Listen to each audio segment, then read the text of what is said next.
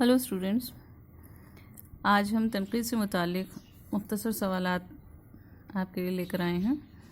دیکھیے، ایگزام سے سٹارٹ ہو چکے ہیں اور تنقید کا پیپر قریب ہونے والا ہے، اس لیے امید ہے کہ یہ جو سوالات ہیں تنقید سے متعلق یہ آپ کے لیے مفید ثابت ہوں گے، کیونکہ دیکھو ان میں ہم نے بنیادی سوال اٹھائے ہیں تنقید کے سے متعلق جو آپ لوگوں کو معلوم ہونا چاہیے، جن لوگوں کا آپ کو علم ہونا چاہیے، تاکہ آپ لوگ ایگزامز کے اندر صحیح طریقے سے اپنی بات رکھ سکیں، صحیح طریقے سے جوابات دے سکیں۔ اور اگر اس طرح کے مختصر سوالات آپ لوگوں نے صحیح لکھ دیے تو کیا ہے کہ اس کے مارکس کہیں بھی نہیں جاتے، پورے مارکس آپ کو مل جائیں گے۔ تو سٹارٹ کرتے ہیں ہم۔ دیکھیے، پہلا سوال ہے تنقید کسے کہتے ہیں؟ یہ بنیادی سوال ہے، تنقید سے متعلق پیپر ہوگا تو آپ کو یہ معلوم ہونا چاہیے۔ تنقید دیکھو، تنقید کی لفظی معنی ہے پرکھنا یا کھرے کھوٹے کی پہچان کرنا ہے، یوں عام معنی ہے یہ، لیکن جو ادبی تنقید ہوتی ہے وہ کیا کرتی ہے؟ ادبی فن پارے کی قدر و منزلت کا تعین کرتی ہے، یعنی ادبی فن پارہ کیسا ہے، ادب کے اندر شامل ہونے کے لائق ہے یا نہیں، اس کی قدر و منزلت کا تعین جو ہے وہ ادبی تنقید کرتی ہے۔ تنقید کیوں؟ تو زندگی کے اندر ہمیشہ ضرورت پڑتی ہے، سانس لینے تک کے لیے ہمیں اس کا احساس ہوتا ہے کہ ہمارے لیے کیا اچھا ہے کیا برا ہے، ہم ہر چیز کے لیے تنقیدی جو ہے ہمارے اندر شعور ہونا چاہیے، لیکن ادبی تنقید وہ ہوتی ہے جو ادبی فن پاروں کی قدر و منزلت کا تعین کرتی ہے۔ پھر آتا ہے محمود شیرانی کی تحقیقی تصنیف پنجاب میں اردو کب شائع ہوئی؟ محمود شیرانی ہمارے محقق ہیں، راجستھان سے تعلق رکھتے تھے، تو ان کی جو تحقیقی تصنیف ہے پنجاب میں اردو، یہ کب شائع ہوئی تھی؟ 1928 عیسوی کو۔ پھر آتے ہیں تاثراتی تنقید کیا ہے؟ تاثراتی تنقید وہ ہوتی ہے جس میں تخلیق یا تخلیق کار سے جو نقاد ہوتا ہے وہ تخلیق یا تخلیق کار سے متاثر ہو کر اپنی ذاتی پسند اور ناپسند کو تنقید کا معیار بناتا ہے۔ یعنی اس کے کیا ہوتا ہے کہ وہ جس تخلیق سے یا تخلیق کار سے متاثر ہوا ہے اس کو اپنی ذاتی پسند اور ناپسند کے ذریعے بہت شدت سے اپنے تاثرات کا اظہار کرتا ہے، وہ تاثراتی تنقید ہوتی ہے۔ ٹھیک ہے، پھر آتے ہیں میر حسن کے تذکرے کا نام بتائیے۔ میر حسن نے تذکرے بھی لکھے ہیں، یوں تو وہ شاعر سے مثنوی نگار بھی تھے، ان کے سیر البیان جو مثنوی ہے وہ شاہکار مثنوی ہے اردو کی، اس کے علاوہ غزلیں وغیرہ بھی لکھی انہوں نے، تو تذکرہ بھی لکھا انہوں نے۔ تذکرہ جو ہے کون سا لکھا انہوں نے؟ تذکرہ شعراء اردو۔ ٹھیک ہے، میر کا تذکرہ نکات الشعراء کب لکھا گیا؟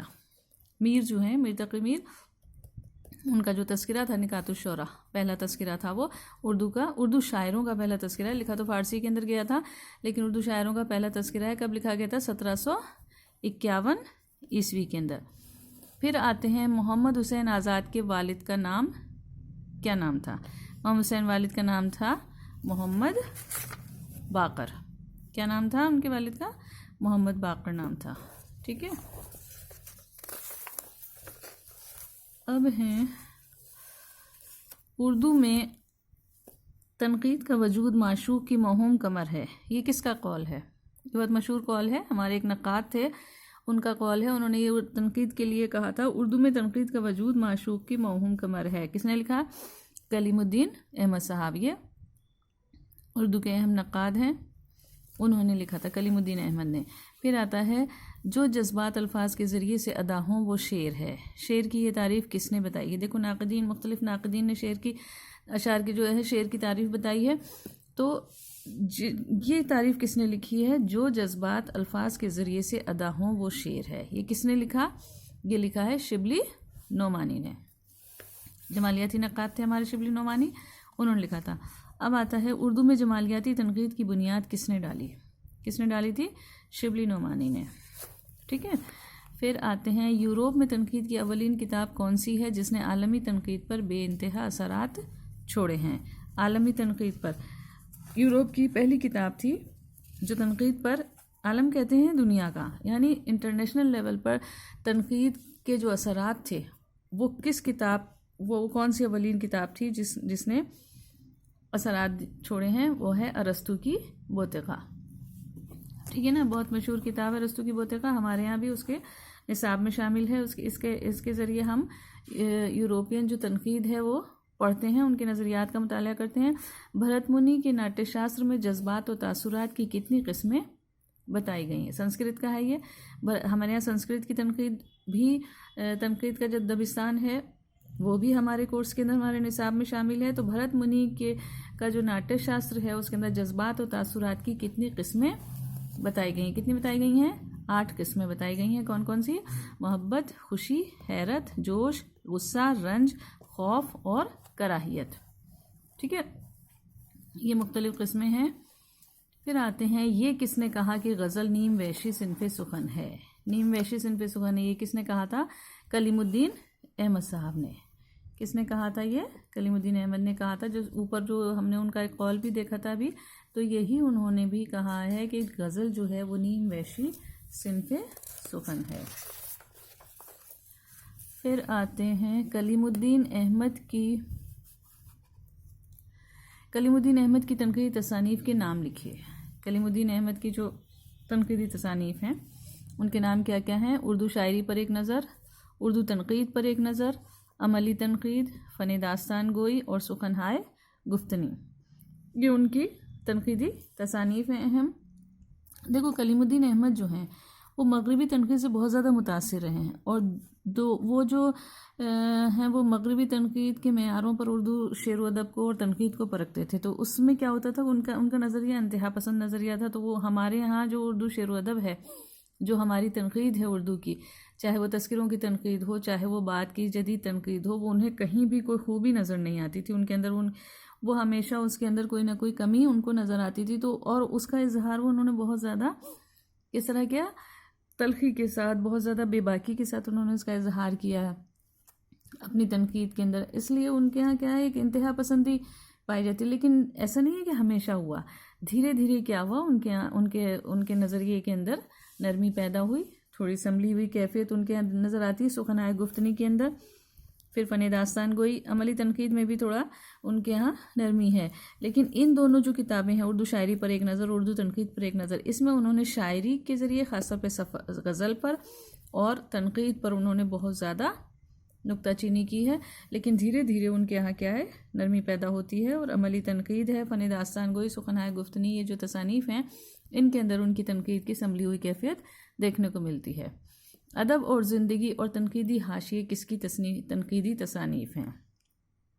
2 کتابوں کا نام ہے، ادب اور زندگی اور تنقیدی حاشیے، کس کی ہیں؟ مجنوں گورکھپوری کے۔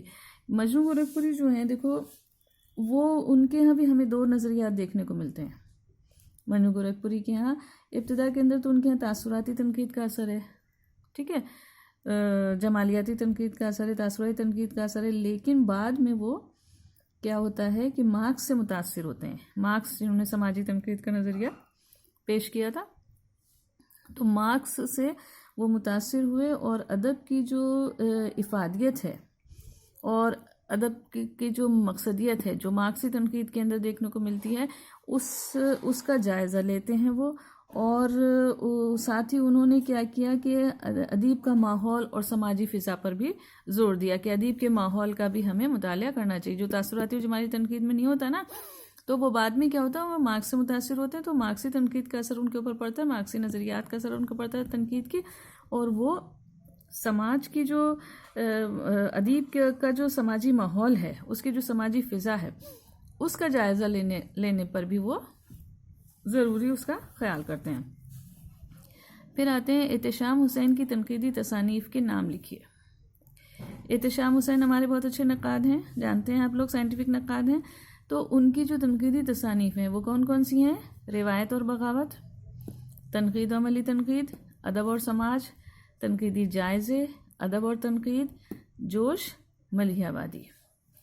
دیکھو احتشام حسین جو ہیں وہ ہمارے اچھے نقاد گزرے ہیں، خاص طور پہ وہ اس لیے اہمیت رکھتے ہیں کیونکہ انہوں نے تنقید کی جو نظریہ وہ ہیں، اصول ہیں، ان پر بحثیں کی انہوں نے اپنی کتابوں کے اندر، اپنی تصانیف کے اندر۔ ان کے جو مختلف مضامین ہیں، ان مضامین کو پڑھو تو آپ لوگوں کو یہ اندازہ ہوگا کہ جو بنیادی جو سوال ہیں تنقید سے متعلق، ادب سے متعلق، شاعری سے متعلق، ادب کی تفہیم سے متعلق، ادب کو سمجھنے سے متعلق، شعر و ادب کو اس سے متعلق انہوں نے کیا کیا ہے، بنیادی سوالات اٹھائے اور ہمیں ان کی بحث کی، ان سے متعلق انہوں نے بحث کی ہے، جو تنقید کے بنیادی اصول تھے نا ان پر بحث کی ہے۔ مثلاً ادب کیا ہے، ادب کسے کہتے ہیں، یا پھر مواد اور حیات میں کیا اور کتنا تعلق ہے، کتنا رشتہ ہے، پھر ادب کا سماج سے کیا تعلق ہے۔ یہ جو چیزیں ہیں نا یہ بنیادی باتیں ہیں جو کہ انہوں نے اٹھائی تھی، اور فلسفیانہ بحث ان کے یہاں پائی جاتی ہے۔ یا پھر دیکھ لو کہ اخلاق جو ہے وہ ادب کا پاسبان ہے یا نہیں ہے تو کتنا ہے، ہمیں اس کو کتنی پابندی لگانی چاہیے۔ اس طرح کے جو سوالات ہیں نا وہ ہمیں احتشام حسین کے یہاں نظر آتے ہیں۔ تو انہوں نے کیا کیا تھا، انہوں نے جو بنیادی سوال ہیں، بنیادی جو اصول ہیں تنقید سے متعلق، ان اصولوں کا انہوں نے جائزہ لیا اور ان کے سے بحث کی انہوں نے، ٹھیک ہے۔ پھر آتا ہے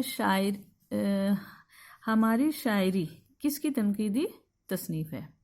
ہماری شاعری کے نام سے بہت اچھی کتاب ہے شاعری کی تنقید کی، وہ پڑھیے آپ لوگ۔ اس کتاب کے مصنف کا نام پوچھ رہے ہیں، کون ہے؟ مسعود حسین رضوی ادیب۔ دیکھو مسعود حسین رضوی ادیب بھی اردو کے بہت اچھے نقاد گزرے ہیں، اور ان کی کتاب جو ہماری شاعری ہے وہ 2 حصے ہیں اس کے، ٹھیک ہے۔ پہلے حصے کے اندر انہوں نے شعر کی اہمیت اور اس کی ماہیت پر روشنی ڈالی ہے، شعر سے متعلق گفتگو کی ہے، شعر کیا ہے، اس کی خصوصیات وغیرہ کیا ہیں، اور اس کے علاوہ انہوں نے کیا کیا ہے کہ شعر کی جو لفظی اور معنوی خوبیاں ہیں نا ان پر بہت تفصیل سے انہوں نے روشنی ڈالی ہے، ٹھیک ہے۔ پہلے حصے کے اندر تو انہوں نے یہ کیا۔ دوسرا جو حصہ ہے وہ بھی بہت اہم ہے ہمارے لیے، کیونکہ اس حصے کے اندر اردو شاعری پر جو عام اعتراضات کیے جاتے ہیں ان اعتراضات کا انہوں نے بہت مدلل جواب دیا ہے، اور اس طرح جواب دیا ہے کہ سارے کنفیوژن جو ہیں وہ دور ہو جاتے ہیں ان اعتراضات سے متعلق، دلیلوں کے ساتھ دیا۔ ایسا نہیں ہے کہ تاثرات اپنے ظاہر کر دیے بس خالی، نہیں، انہوں نے دلیلوں کے ساتھ اردو شاعری کے جو عام اعتراضات ہیں اردو شاعری پر جو کیے جاتے ہیں ان سب کا جواب انہوں نے دوسرے حصے میں دیا ہے۔ اب آتا ہے حالی نے شعر کے لیے کون سی 3 ضروری خوبیاں بتائی ہیں۔ آپ کو پتہ ہے نا حالی نے مقدمہ شعر و شاعری لکھی تھی، تو حالی نے جو ہیں وہ کون سی اہم خوبیاں شعر کے لیے بتائی ہیں؟ اصلیت، سادگی اور جوش۔ انہوں نے شعر کی خوبیوں سے متعلق بھی تو بحث کی ہے مقدمہ شعر و شاعری کے اندر، شعر کی خوبیاں کیا ہیں اور وہ اس کی کیا تعریف ہے، یہ سب چیزیں انہوں نے بتائی ہیں۔ تو کون کون سی 3 خوبیاں ہیں جو شعر کے لیے وہ بتاتے ہیں کہ اس میں شعر میں ہونی چاہیے؟ تو اصلیت ہونی چاہیے، سادگی ہونی چاہیے اور جوش ہونا چاہیے، ٹھیک ہے۔ مہندی افادی کے تنقیدی مضامین کے مجموعے کا کیا نام ہے؟ مہندی افادی ہمارے جمالیاتی نقاد ہیں، انہوں نے جو مضامین کا جو مجموعہ لکھا ہے وہ کیا ہے؟ افادات مہندی، ٹھیک ہے۔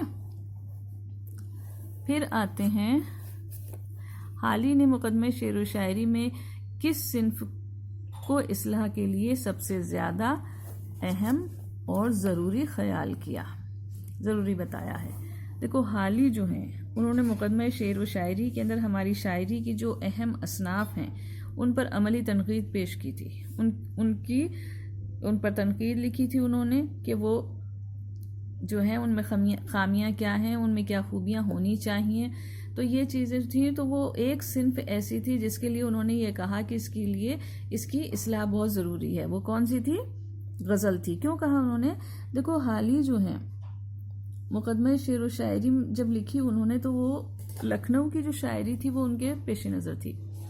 لکھنؤ کی شاعری آپ کو معلوم ہے کہ چونکہ وہاں جو ماحول تھا وہ کیسا تھا، وہ وہاں فرصت زیادہ تھی، فرصت کی وجہ سے شاعری جو تھی وہ محض دل بہلانے کا ایک ذریعہ بن گئی تھی۔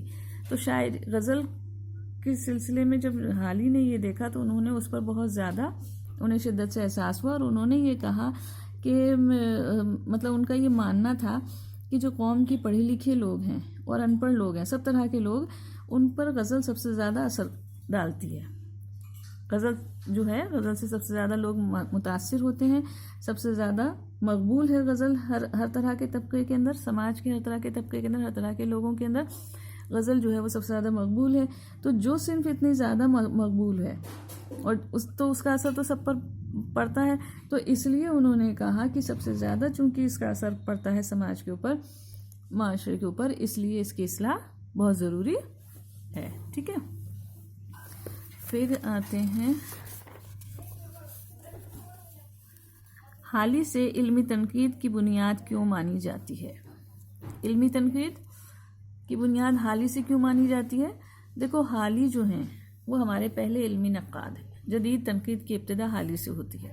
اس سے پہلے تذکروں کی تنقید تھی، آپ کو پتہ ہے، بیاضیں لکھی جاتی تھیں، اس کے بعد تذکرے آئے، تذکروں میں تنقید آئی، پھر بیچ کی درمیانی کڑی ایک آب حیات آئی محمد حسین آزاد کی۔ لیکن حالی سے جدید اردو تنقید کی ابتدا مانی جاتی ہے، اور علمی تنقید جو ہے وہ بنیاد ہم کہتے ہیں حالی نے ڈالی ہے۔ کیوں مانی جاتی ہے؟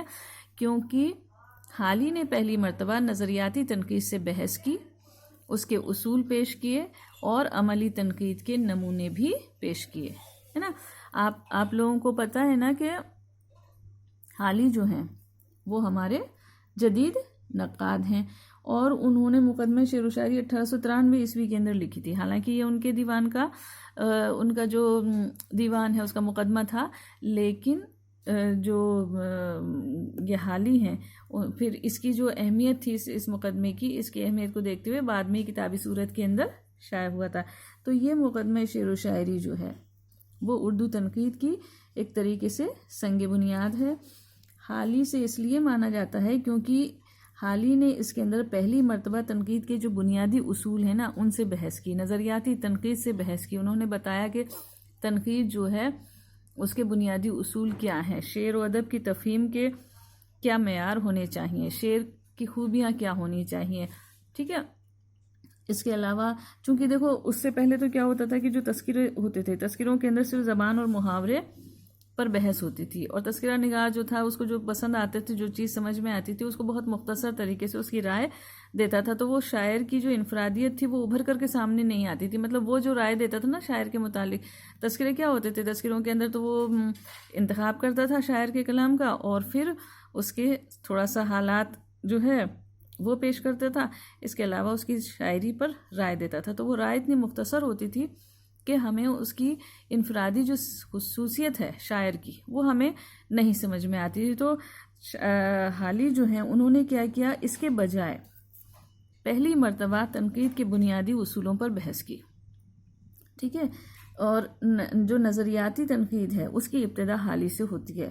حالی نے کیا کیا کہ مطلب ایسے اصول اٹھائے جیسے ادب جو ہے وہ اس کے مقصدیت، ادب اور مقصدیت کا کیا رشتہ ہے، کیا تعلق ہے، ٹھیک ہے، اور کیا کہتے ہیں شاعری اور سماج کا رشتہ کیا ہے، ادب اور شاعری کی کوئی جو ادب اور شاعری کی مطلب ان کی پرکھ کا معیار کیا ہونا چاہیے، شعر کے لیے وزن اور قافیے کی ضرورت ہے یا نہیں ہے، اس کی کیا اہمیت ہے وزن اور قافیے کی، ادب اور اخلاق میں کیا رشتہ ہے، اخلاق کو پاسبان ہونا چاہیے یا نہیں ہونا چاہیے ادب کا، شعر کی خوبیاں کیا ہیں، یہ سب چیزیں تھیں۔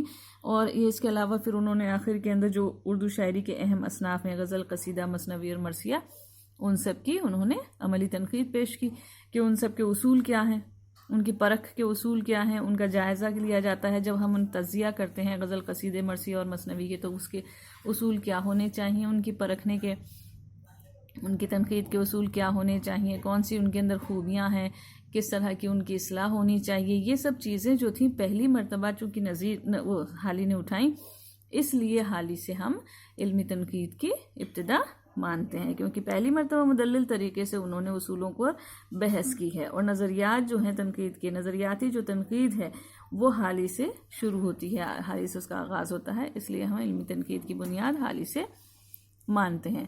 اب آتا ہے جمالیاتی تنقید کی بنیادی خصوصیات کیا ہیں۔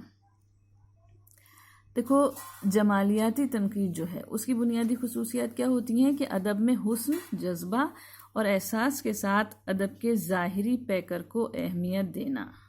یعنی جو جمالیاتی نقاد ہوتا ہے وہ ادب کے اندر حسن، جذبہ اور احساس کی تلاش کرتا ہے، ادب کے اندر کون سے ایسے اجزاء ہیں، کون سے ایسے عناصر ہیں جو اس میں خوبصورتی پیدا کرتے ہیں، جو پڑھنے والے کے لیے مسرت کا سامان بنتے ہیں، ٹھیک ہے، وہ کیا کرتا ہے ادب کے ظاہری پیکر کو اہمیت دیتا ہے اور آراستگی پر زور دیتا ہے، چونکہ وہ حسن کی تلاش کر رہا ہے نا ادب کے اندر، اس لیے آراستگی پر زور ہوتا ہے اس کا، ٹھیک ہے۔ پھر ہے 5 جمالیاتی ناقدین کے نام بتائیے۔ 5 جمالیاتی ناقدین کے نام پوچھ رہے ہیں، کون کون سے؟ شبلی، نیاز فتح پوری، اثر لکھنوی، فراق گورکھپوری، مجنو گورکھپوری اور حسن عسکری جمالیاتی نقاد ہیں۔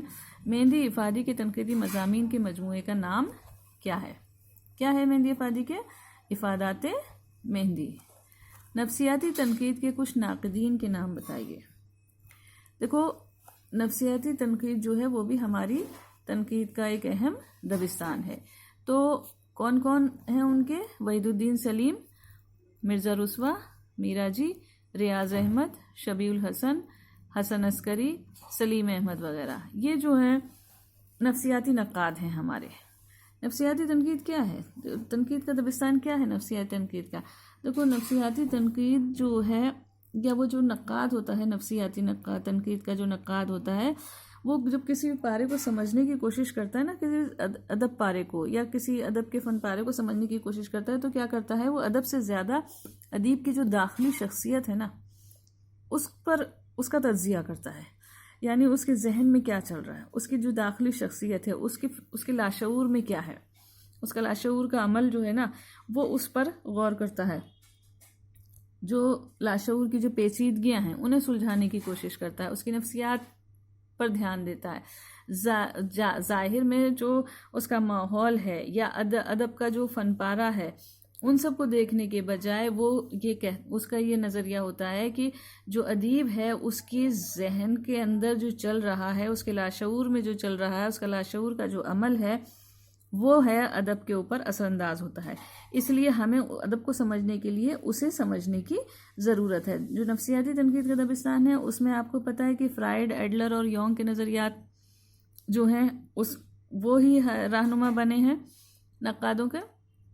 تو ان لوگوں نے فرائڈ، ایڈلر اور یونگ نے جو اپنے نظریات پیش کیے ہیں ان کا نظریہ کیا تھا کہ ادب پر ادیب کے لاشعور کا، اس کی داخلی شخصیت کا، اس کے احساس کمتری کا، اس کی محرومیوں کا، ان سب کا اثر پڑتا ہے۔ اس لیے ہمیں ادب کو سمجھنے کے لیے ان سب کا جائزہ، ان سب کا تجزیہ کرنا چاہیے، تب ہم ادب کو بہتر طور پر سمجھ سکتے ہیں، ادب کی قدر و منزلت کا تعین کر سکتے ہیں۔ یہ کس نے کہا کہ ہندوستان کی الہامی کتابیں دو ہیں، ایک وید مقدس اور دوسری دیوان غالب؟ دیکھو یہ ایک قول ہے کہ کس نے کہا تھا یہ کہ ہندوستان کی الہامی کتابیں دو ہیں، کون کون سی؟ ایک وید مقدس اور دوسری دیوان غالب۔ کس نے کہا تھا یہ کہا تھا عبد الرحمن بجنوری نے۔ عبد الرحمن بجنوری جو ہیں وہ بہت ہمارے اچھے مشہور نقاد گزرے ہیں، لیکن کیسے نقاد ہیں؟ تاثراتی تنقید کے نقاد ہیں۔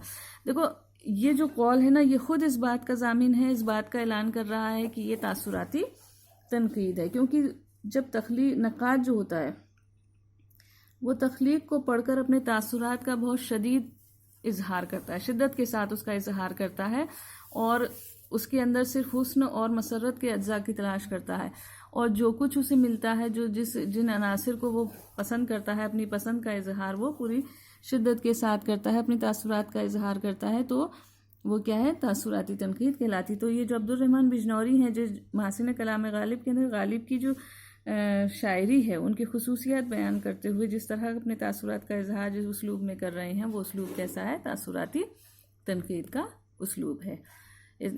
آج ہم اتنا ہی دیکھیں گے، اتنے ہی سوالات دیکھیں گے۔ آئندہ مجھے یقین ہے کہ یہ جو سوالات ہیں تنقید سے متعلق یہ آپ لوگوں کے لیے مفید ثابت ہوں گے۔